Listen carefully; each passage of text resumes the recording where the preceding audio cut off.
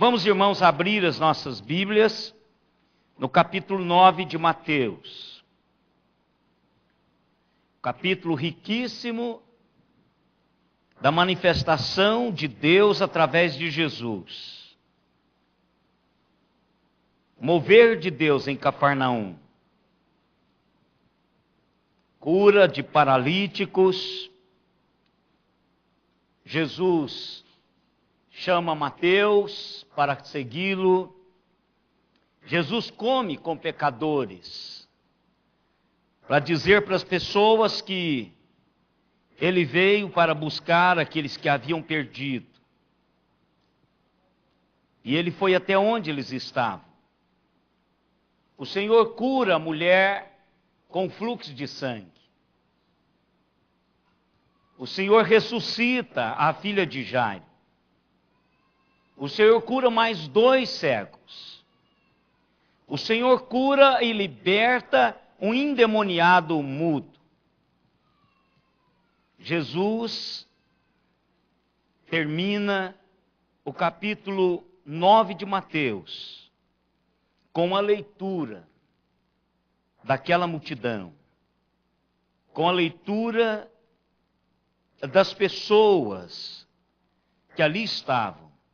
Aquele dia tão cansativo, tão produtivo, aquele dia tão especial, que esse capítulo registra todos esses eventos em apenas 38 versículos.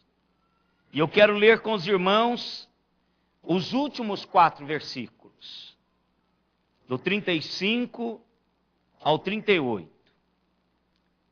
E percorria Jesus todas as cidades e povoados, ensinando nas sinagogas, pregando o evangelho do reino e curando toda sorte de doenças e enfermidades.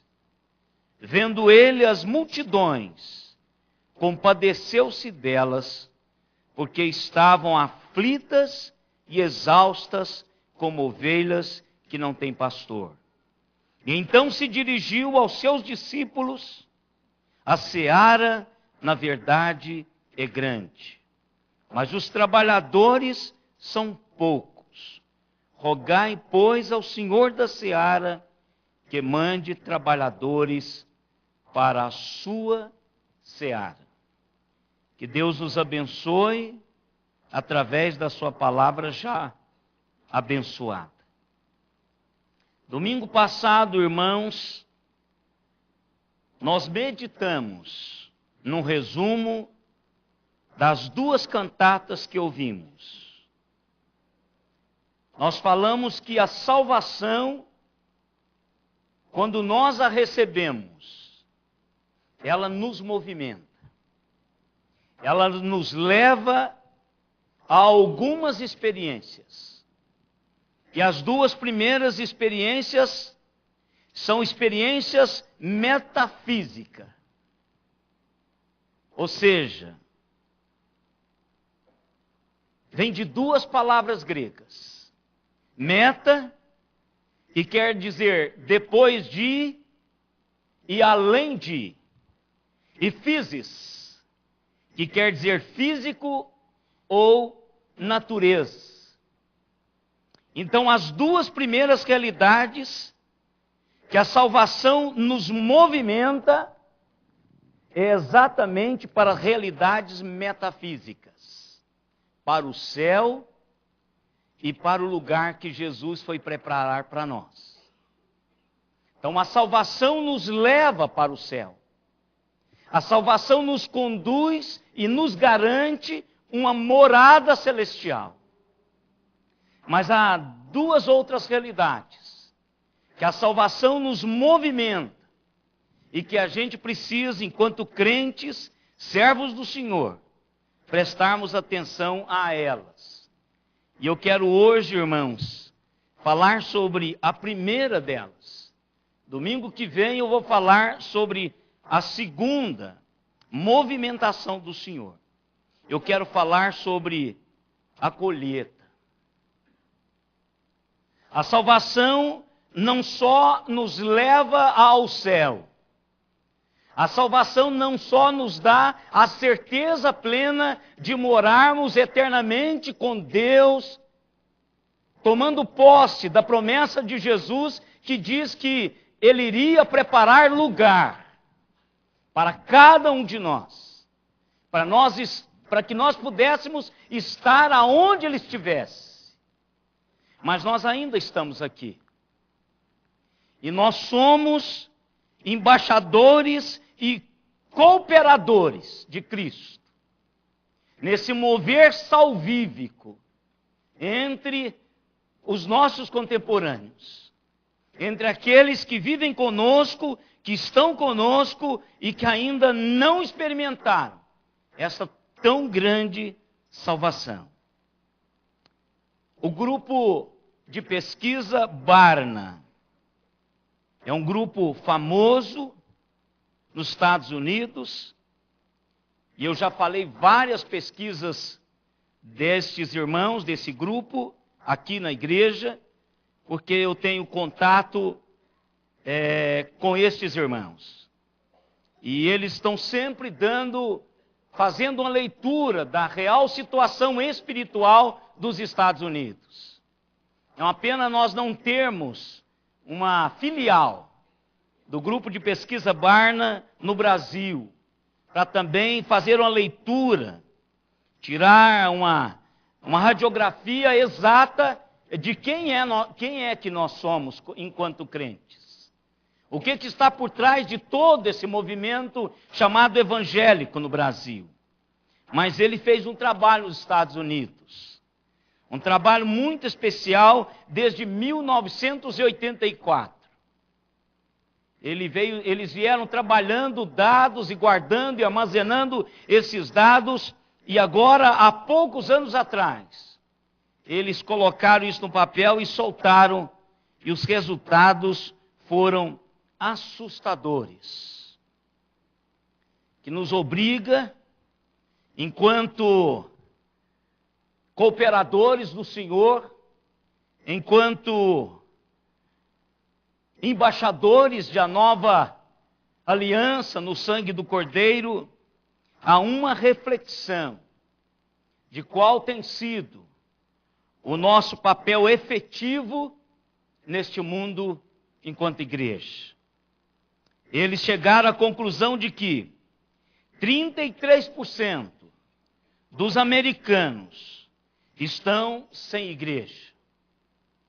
Eles não têm nenhuma filiação com qualquer igreja.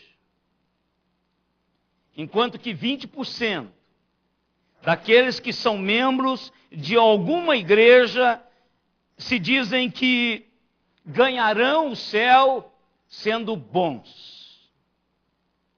Ou seja, tem uma teologia, uma soteriologia deturpada. Porque nenhum de nós somos bons o suficiente para ganharmos a salvação. Todos nós precisamos de Jesus. Então, somente com estes dois dados, eu posso chegar à conclusão de que 53% da população americana está indo para o inferno. 53% da população americana está indo para o inferno. 33% não tem nada a ver e não quer ter nada a ver com a agência que é portadora da realidade salvífica, que é a mensagem do Evangelho do Senhor Jesus Cristo. E 20% estão em qualquer lugar e ainda não entendeu o projeto da salvação. Acham que poderão serem salvos por si mesmos. Então 53% dos americanos estão perdidos. E quantos de nós, brasileiros? Eu não sei.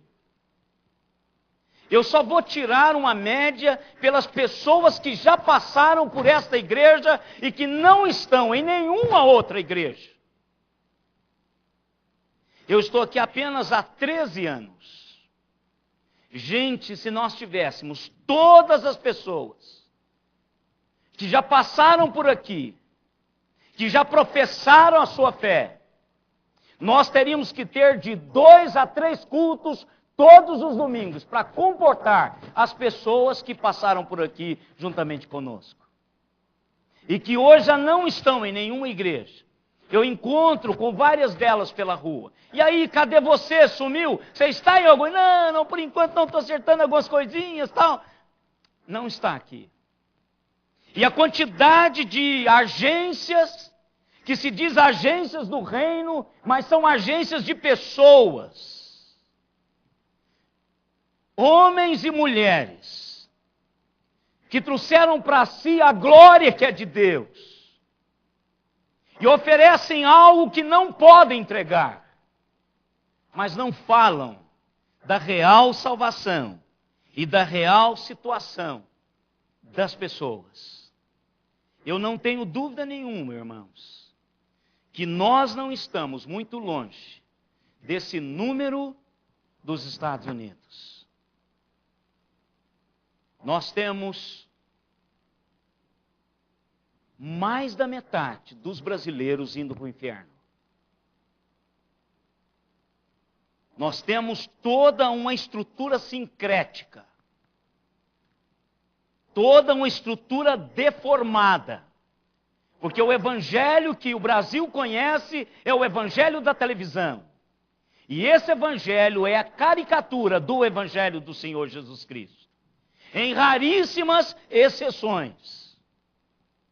O Evangelho do Senhor Jesus Cristo não está sendo pregado como o Evangelho do Senhor Jesus Cristo, na sua totalidade, deveria ser pregado no Brasil.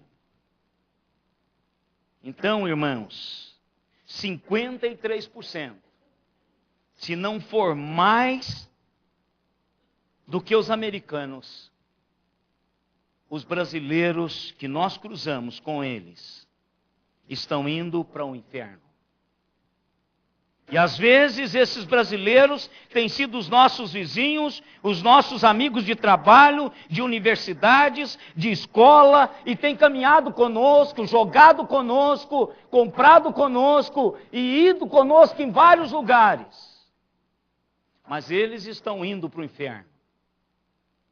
E este número é um número crescente, é uma população crescente. À medida em que o país se desenvolve, essa população torna-se independente de Deus. Da mesma forma que está a Europa hoje, da mesma forma que está os Estados Unidos hoje. Acabamos de ouvir um americano, aliás, 2, 3 americanos, esse final de semana. E o quadro que eles pintaram dos Estados Unidos é um quadro de perdição total. O Brasil não fica atrás, irmãos. Por isso que Jesus disse: a seara é realmente grande. Há pessoas a ser alcançadas e há um trabalho a ser feito. E o maior perigo, meu e seu, como igreja moderna, é cairmos exatamente aonde estas nações já caíram. Não acharmos que isso é um trabalho tão importante assim. Um trabalho que nós fomos chamados para fazê-lo, alcançar as almas perdidas. Às vezes nós fazemos tudo, nós nos engordamos, nós comemos, vamos dormir durante a semana toda, como na figura que o Dr. Kay usou esta semana conosco. Como uma boa sucuri. Nós comemos aqui saborosamente a comida que o Senhor nos dá. E aí a gente deita e dorme durante a semana toda até o próximo domingo. Digerindo isso. Mas, irmãos, o texto nos mostra que quando Jesus ministra as necessidades das pessoas à sua volta, ele encontrou as suas necessidades físicas, e como nós observamos, ele traz respostas a essas necessidades físicas. Mas ele foi capaz de ver além das necessidades físicas. Jesus foi capaz de ver as necessidades profundas da alma e do coração dessas pessoas.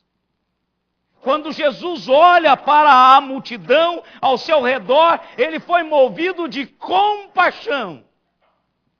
Ou seja, o seu coração de Salvador moveu-se em direção àquelas pessoas.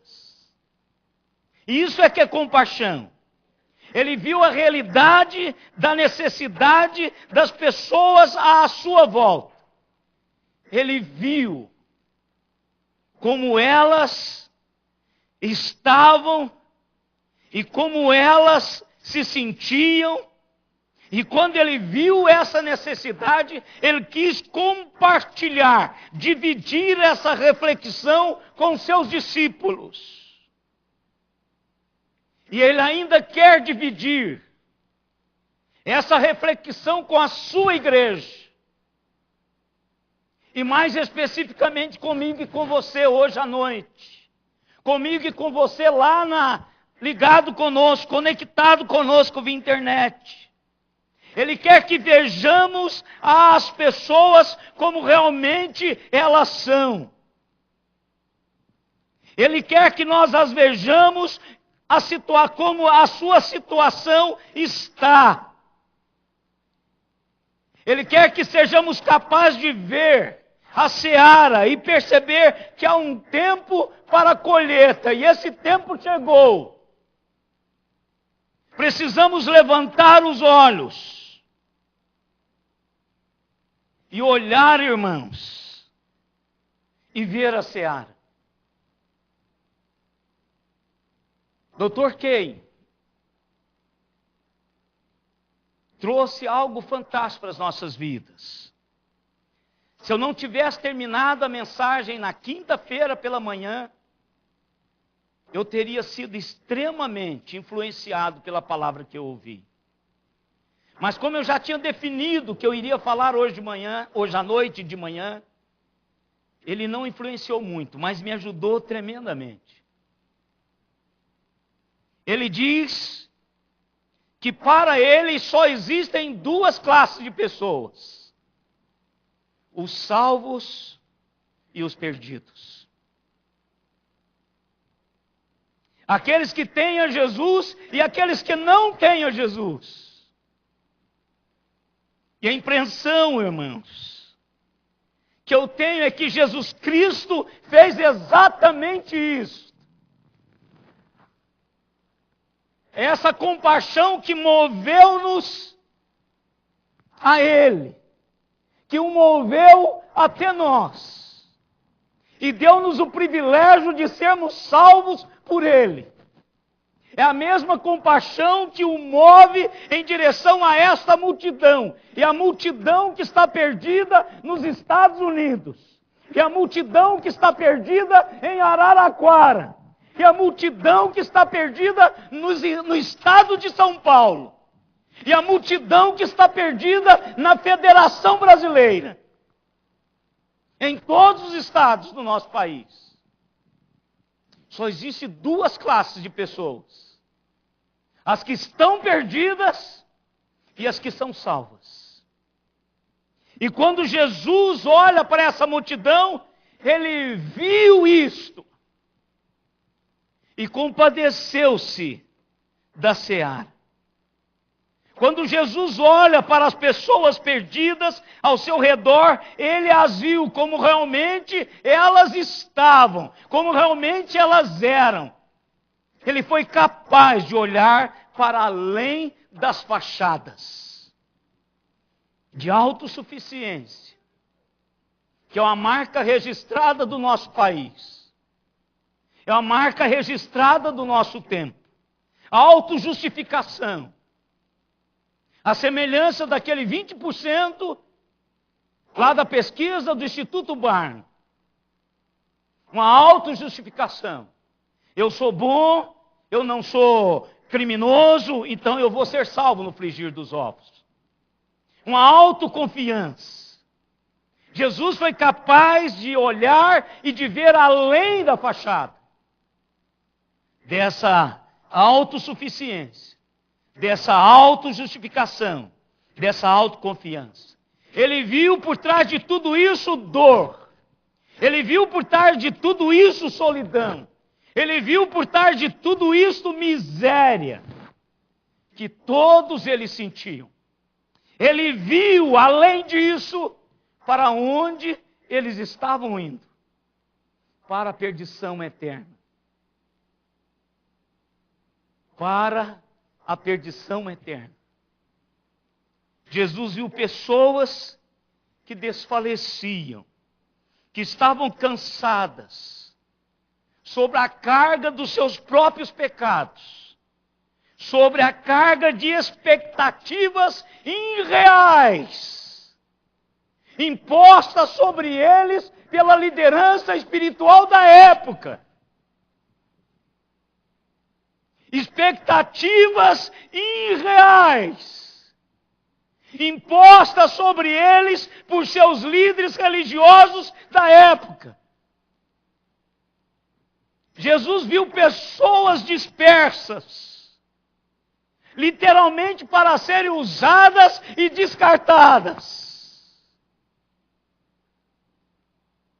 Pessoas que estavam querendo saber da vida, a ermo, sem direção, sem destino previsto. Pessoas que viviam sem um pastor para as suas almas. Sem alguém que pudesse trazer uma palavra de consolo do Deus que é consolador. Uma palavra de renovo. Para que a vida continuasse no pico daquele sonho de Deus para cada uma das suas criaturas. Eles precisavam de pastor das suas almas, mas eles não tinham. Ele viu pessoas que estavam totalmente, irremediavelmente perdidas. Como precisamos, irmãos, de ver as pessoas assim. Como Jesus viu. Elas parecem felizes.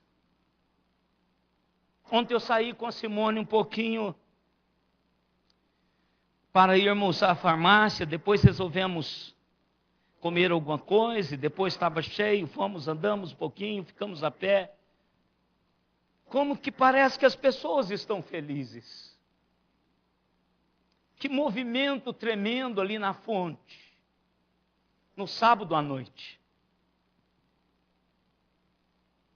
A dona da pizzaria diz, olha, quando a gente sai 2 horas da manhã, 3 horas da manhã, com fome, vontade de comer alguma coisa, a gente não consegue, porque o McDonald's e o Habib's estão cheios. Carros bonitos, carros tops, de linha, marcas que impõem, marcas que dão uma projeção social às pessoas, parecem felizes.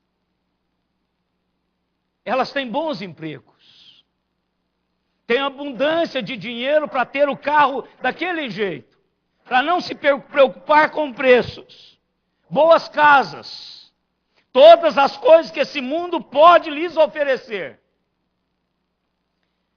Mas, irmãos, se pudéssemos olhar os seus corações, nós veríamos tumultos, medo, solidão, desespero.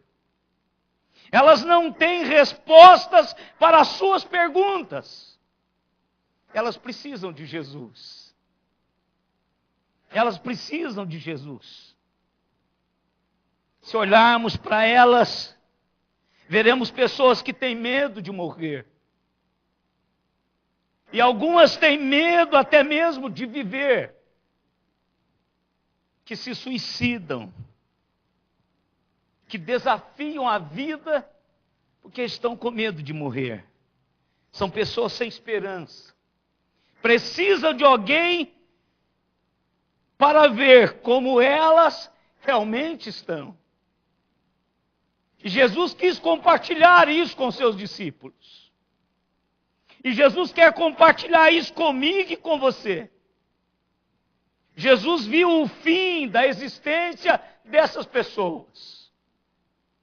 Por mais felizes que pareçam, por mais ricas que sejam, por mais projeção que tenham, vão morrer. E elas não sabem para onde estão indo. Por isso que o Senhor deu-nos a bênção dessa salvação. Porque Jesus sabia, se aquela multidão não tiver um relacionamento com Ele, elas estarão perdidas para sempre. E o pior, irmãos, que nós parecemos que desconsideramos essa possibilidade. Todos sem Cristo estão perdidos, irmãos, e vão perecer eternamente. E essa é a razão pela qual nós precisamos, irmãos, nesta noite,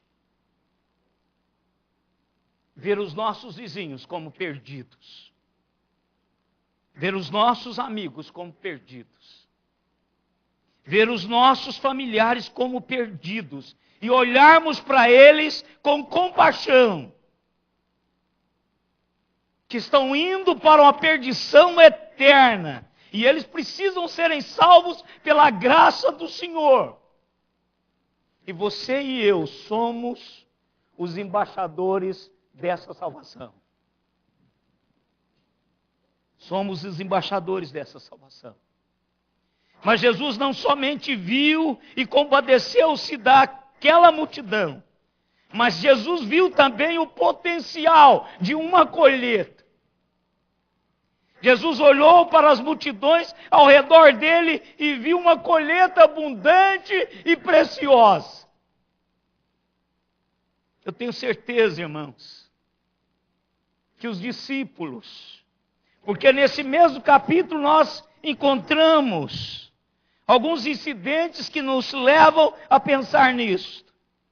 Que alguns discípulos apenas viam a multidão como empurra para lá, empurra para cá, porque cada um quer estar mais perto de Jesus, para receber dele alguma coisa. Mas Jesus viu muito mais. Ele viu homens que precisavam ser salvos pela graça, a graça que lhe era oferecida através dele. Ele viu uma colheita que estava madura, uma seara que estava madura. Ele viu pessoas que poderiam serem salvas, transformadas pelo poder que ele carregava em si mesmo, e que daqui a pouco estaria disponível para todos. Jesus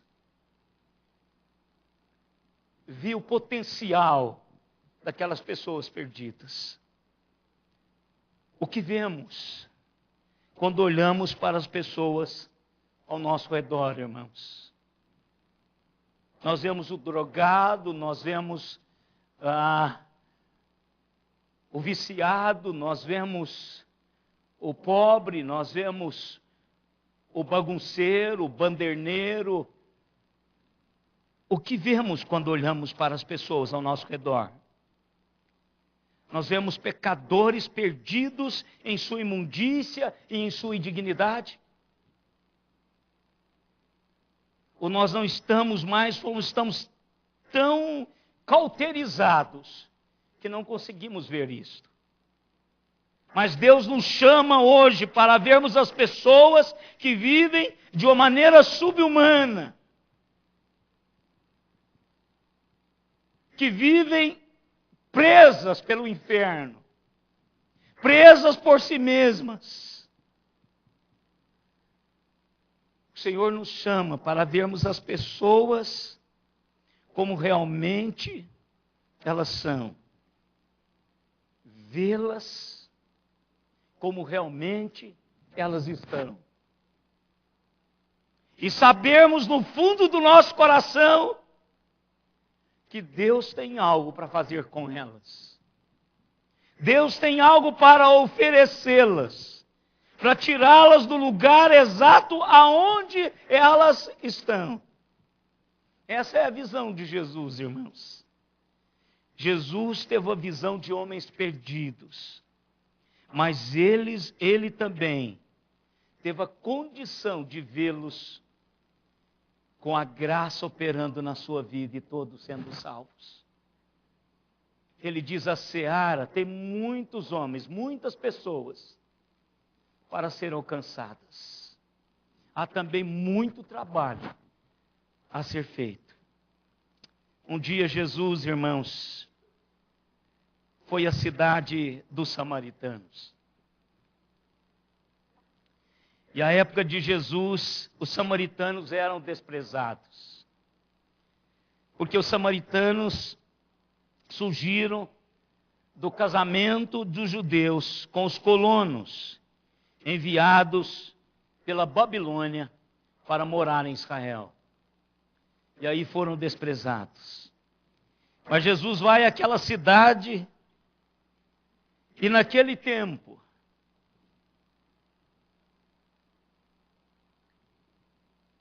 veio uma mulher pecadora abastecer-se de água.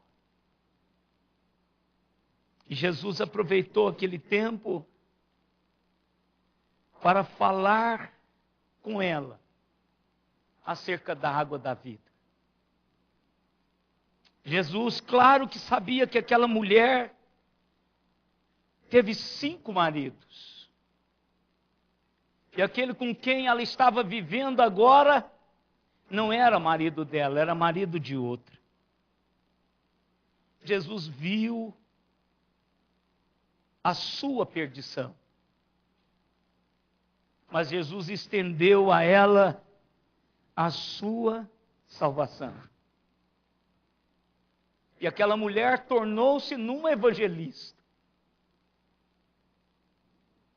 O primeiro grupo que aquela mulher foi evangelizar foi os homens que haviam deitado com ela.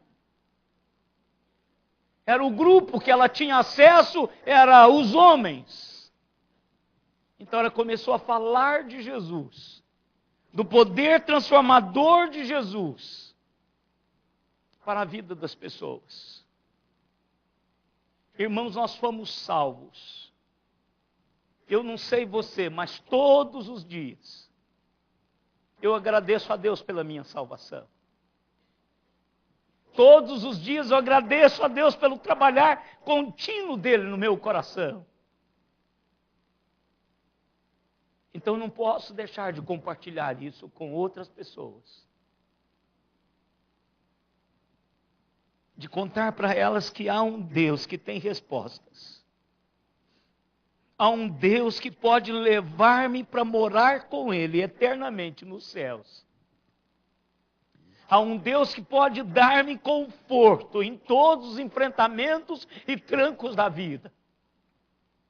Há um Deus que pode motivar-me a viver apesar de. Há um Deus que levou sobre si todas as minhas iniquidades. Há um Deus que levou todas as minhas transgressões, todos os meus pecados sobre si. E isto é o potencial da colheita. A sua volta está cheia de pecadores, imundos. Eu tenho dito, irmãos, que Deus está enojado de nós. E muito mais nessa última década. Essa última década vai ser a década da decadência humana. Nós estamos nos perdendo, irmãos, como ser humano, como família, como agentes de mantermos-nos vivos. Não é só o planeta que está em caos, Mas a raça humana está em caos, numa descida desenfreada e sem condições de parar. Deus está enojado de nós, todos nós. Mas a salvação ainda está à disposição. Deus ainda pode fazer daqueles que ainda não foram feitos seus filhos. Eu creio nesse potencial. Mas o que Deus fez, o que Jesus fez, Jesus não só viu e compadeceu-se, ele não só viu o potencial da seara, daqueles que poderiam ser colhidos para fazerem parte dessa tão grande salvação e do teu reino, mas Jesus viu um problema para a colheita. No verso 37 diz, então se dirigiu aos seus discípulos, diz, a seara na verdade é grande, mas os trabalhadores são poucos. São poucos, irmãos, porque nós não nos importamos. Nós não nos importamos, por isso que são poucos. Todos nós que fomos chamados, fomos comissionados. Eu e vocês fomos chamados a esta tão grande salvação. E tão logo que a recebemos, recebemos a comissão. Nós somos comissionados. Nós temos uma missão. Jesus disse, da mesma maneira que o Pai me enviou, eu vos envio. Assim como nós temos, como igreja do Senhor Jesus Cristo, a palavra de salvação a estes pecadores, a estes que estão apodrecendo. Todos nós fomos comissionados. Os trabalhadores são poucos, porque os comissionados não trabalham. São poucos os trabalhadores. Poucos os que regaçam as mangas. Muitos são chamados e comissionados, mas poucos são os que arregaçam as mangas. Jesus disse àquele grupo de pescadores, vinde e eu vos farei pescadores de homens. Todos os pescadores que estão aqui sabem. E nós temos alguns que fazem viagens longas para fazer isso. Que o pescador precisa de ir até onde os peixes estão. Não tem como o peixe cair na nossa churrasqueira sem esses irmãos irem e pescá-los. Os perdidos também é da mesma maneira, irmãos. Nós precisamos ir lá e falar para eles que eles estão perdidos. Eles estão perdidos.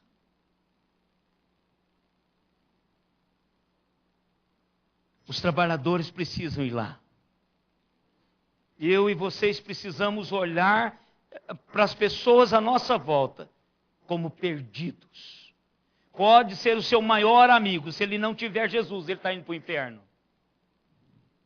Pode ser o seu papai querido, a sua mamãe querida. Se ela não tiver Jesus, ela está indo para a perdição eterna. Você não a verá nunca mais depois da morte dela. Pode ser seu filho ou sua filha querida, ou queridos. Mas se eles não tiverem Jesus, eles estão indo para a perdição eterna. Vocês não os verão nunca mais. Mas Jesus também não só compartilha essa reflexão real com seus discípulos, mas Jesus, no verso 38, ele viu o poder para aqueles que vão à colheita. Jesus diz assim, orai. Quando Jesus fala aos seus discípulos sobre a colheita, e as necessidades associadas a ela, ele diz aos seus discípulos: rogai, pois, orai. Por que orar? Por que orar? Porque não é o meu e o seu trabalho que vai converter as pessoas. Eu preciso de ir, plantar e regar.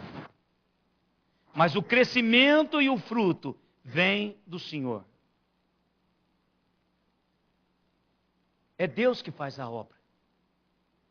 É o Espírito de Deus que vai cultivar o solo, preparar o solo para a semente ser plantada. É o Espírito de Deus que vai trabalhar para que essa semente germine 100 por 1. É o Espírito de Deus que vai dar uma realidade para que esta semente cresça e produza resultados eternos na vida dessa pessoa. O Senhor Deus precisa converter a luz do sol da graça sobre estes corações, para que haja um ambiente de germinação, de crescimento e de maturação desse evangelho plantado no coração dessas pessoas. O novo nascimento, irmãos, é um milagre. O poder para colhermos reside na oração. Sabe por quê que a gente não se importa? Porque nós não temos o fardo ainda para orar por essas pessoas. Porque nós não estamos considerando que elas estão indo para o inferno. Nós convivemos com muitas delas todos os dias. Mas nós ainda não pensamos que nunca mais, após morrerem, nós vamos vê-las. Porque elas vão perecer para todo sempre. Quando esse peso, o peso que está no coração de Jesus, o dilatamento do seu coração em direção a esses perdidos, Jesus compartilha com seus discípulos e diz: olha, mas orai sobre isso. Orai para que haja um despertamento. Orai para que as pessoas possam ver as outras que ainda não têm Jesus como pecadores, que estão indo para o inferno.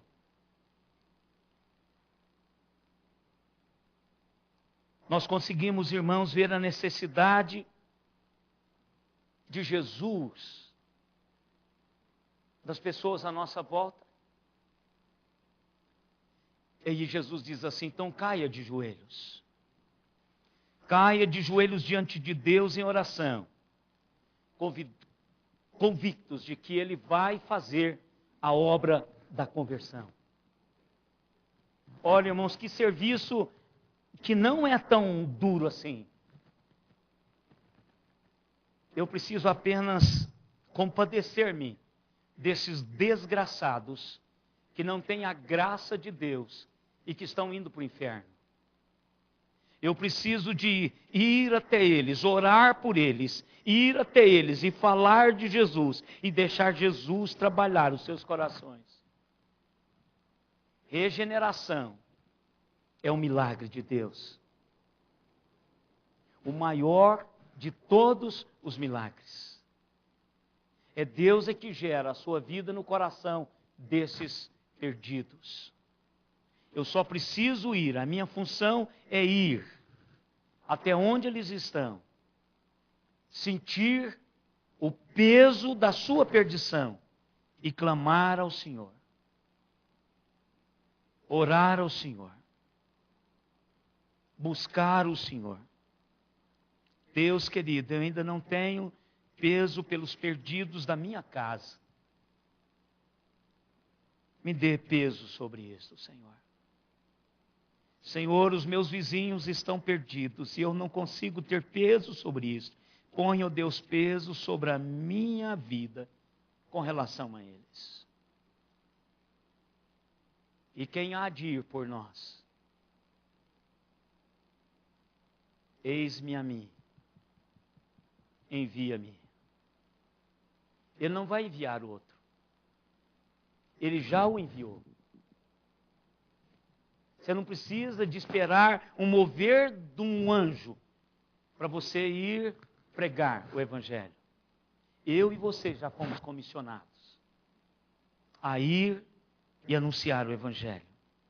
Eu quero concluir, irmãos, com a palavra do reverendo John Piper sobre Jeremias Lanphier. Tenho certeza absoluta que nenhum irmão aqui presente, talvez exceto o Everton e o pastor Alexandre, mas eu não tenho muita certeza que vocês já ouviram falar sobre Jeremias Lanphier. Eu acho que não, pela cara de vocês dois. Eu quero encerrar, irmãos, com este registro de algo que Deus fez há 157 anos em Nova York. E esse fato, irmãos, ilustra como Deus tem iniciado uma colheita abundante na história da sua igreja, que é através da oração do seu povo. Em meados do século XIX, o brilho dos avivamentos anteriores a este tempo havia desaparecido. A América era próspera e se sentia pouco ou quase nenhuma necessidade de invocar a Deus.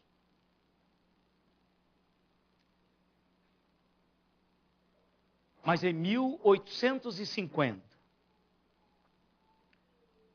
as condições seculares e religiosas combinaram para criar um ambiente favorável ao mover de Deus. Aconteceu um imprevisto. O terceiro grande pânico na história americana, que varreu toda a estrutura vertiginosa da riqueza especulativa. Milhares de comerciantes foram obrigados e levados à falência. Bancos perderam o lastro financeiro e ferrovias entraram em insolvência, deixando enormes dívidas. Fábricas foram fechadas e um grande número de pessoas perderam o seu emprego. Somente Nova York, com o censo de 1855, tinha 216.355 habitantes. Tinha 30 mil homens inativos. Mas em 1º de julho, antes porém, eu quero perguntar às irmãs, por que se comemora o Dia Internacional das Mulheres, no dia 8 de março?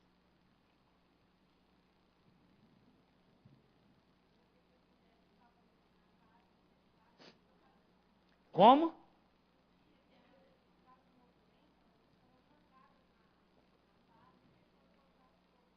Quando foi isso? E aonde foi isso? Foi em Nova York? Quando? 1857. 8 de março de 1857. Tamanho era o desespero das pessoas, que numa greve por melhor condições de trabalho se trancam numa fábrica e são queimadas. Mais ou menos 129 mulheres. para os irmãos terem uma visão da bancarrota que estava o país e aquela grande cidade. Mas em 1º de julho de 1857, um homem de negócio, tranquilo, zeloso, piedoso, crente, com a idade de 40 anos, Jeremias Lanphier, assumiu o cargo como missionário urbano no centro de Nova York. E Lanphier foi designado pela Igreja do Norte, da denominação reformada holandesa, para que ele pudesse restaurar o convívio e a comunhão dos crentes, porque aquela igreja estava esvaziando cada vez mais. Sobrecarregado assim pela necessidade, Jeremias decidiu convidar algumas pessoas para se juntarem a ele em oração ao meio-dia, a ser realizado todas as quartas-feiras, uma vez por semana. E aí ele redige e distribui um convite com o seguinte tema: com que frequência devo orar? E ele responde: tão frequente quanto a linguagem da oração esteja em meu coração. Tão frequente quanto eu veja a minha necessidade de ajuda. Tão frequente quando eu sinta o poder da tentação. Tão frequente quanto eu me sinto ou me torne sensível a qualquer declínio espiritual. Tão frequente quanto eu me sinta a agressão de um espírito mundano. Em oração, deixamos os negócios do tempo para concentrarmos-nos nos negócios da eternidade. Na oração, deixamos os relacionamentos com os homens para nos relacionarmos com Deus. A reunião de oração seria realizada a cada quarta-feira, das 12 às 13 horas. Na parte traseira, atrás do templo da Igreja Holandesa do Norte, na esquina das ruas Fulton e William. Este encontro destinava-se a comerciantes, balconistas, mecânicos, estrangeiros, empresários, a todas as pessoas que pudessem ir lá e disponibilizar a gastar um tempo na presença do Senhor. Às 12 horas, do dia 23 de setembro de 1857, a porta foi aberta pontualmente por Lanphier. Sentou-se ali a esperar a resposta do seu convite. 5 minutos se passaram e ninguém apareceu. O missionário passeava em sua mente em tempos de aflição e em tempos de medo, e ao mesmo tempo em tempo de fé. 10 minutos decorreram e ainda ninguém apareceu. 15 minutos se passaram e Lanphier ainda estava sozinho. 20 minutos, 25, 30 minutos. E então, às 12h30, um passo foi ouvido na escada e a primeira pessoa apareceu. Depois outra, mais outra, até que, naquela quarta-feira, eles puderam iniciar aquela reunião de oração, clamando a Deus por aquela situação, para que Deus pudesse trazer salvação às pessoas. Na quarta-feira seguinte, 7 de outubro, havia 40 intercessores de joelhos diante do Senhor. Assim, na primeira semana de outubro de 1857, eles decidiram a não realizar apenas uma vez aquela reunião, mas toda semana orarem e buscar o Senhor todos os dias, das 12 às 13 horas, buscando a orientação de Deus.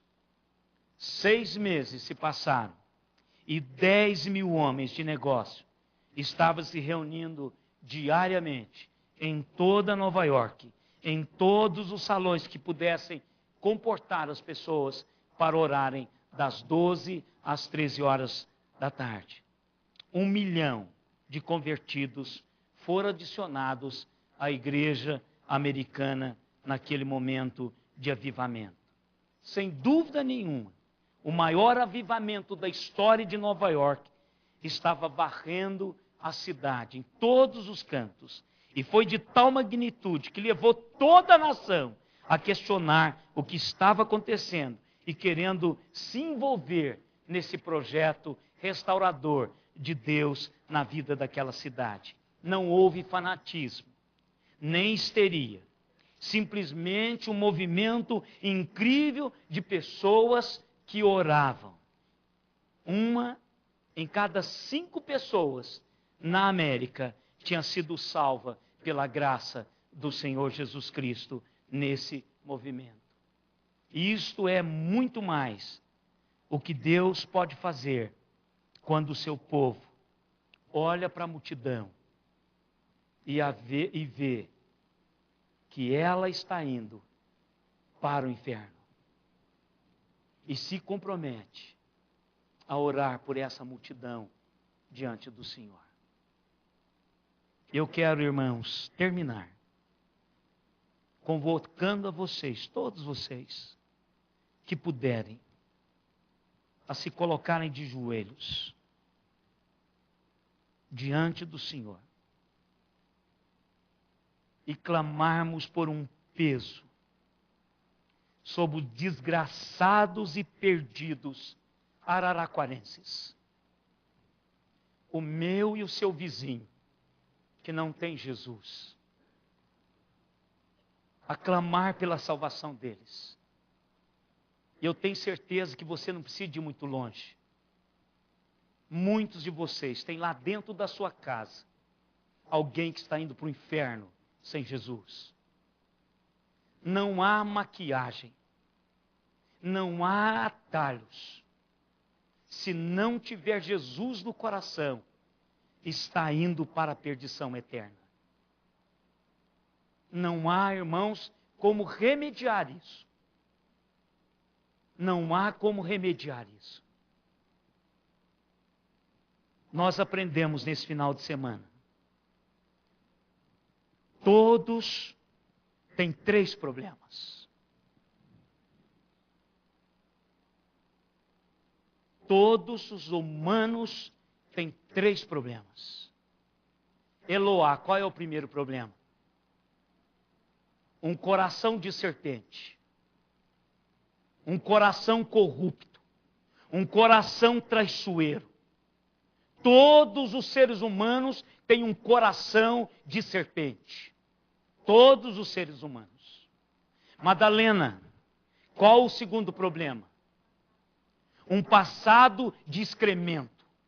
Um passado sujo. Todos nós temos um passado sujo. Eu tenho um passado sujo. Eu tenho um passado de excremento. Todo ser humano tem um passado sujo.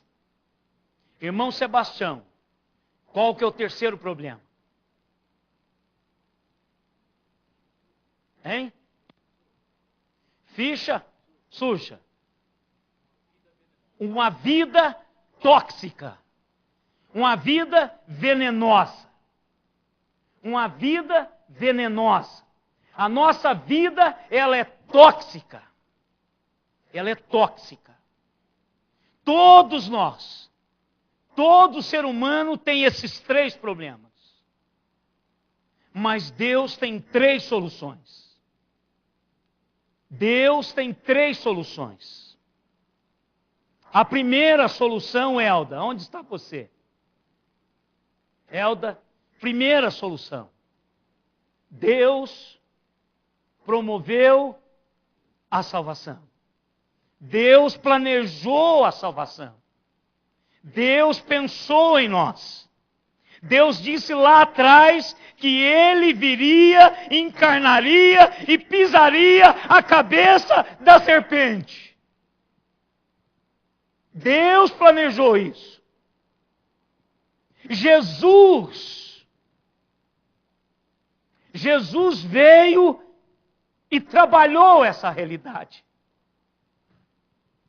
O Espírito Santo veio e trouxe essa realidade. E Deus diz: eu vou trocar o seu coração. Eu vou trocar o seu coração. Eu vou arrancar esse coração mau, de cobra. Esse coração traiçoeiro, eu vou trocar por um novo coração. E o Espírito Santo de Deus é que é o cirurgião. Eu vou lavar de todos os seus pecados. Eu vou esquecer-me dessa sujeira que está lá atrás. E Ele já esqueceu de todas as minhas sujeiras. Eu sou lavado e remido no sangue do Cordeiro. E o Espírito Santo está aqui hoje para trazer um novo coração, para lavar toda a imundícia do nosso passado, toda a sujeira, minha e sua, de toda a raça humana, de todos os perdidos que estão à sua volta. Então, irmãos, nós temos 3 problemas.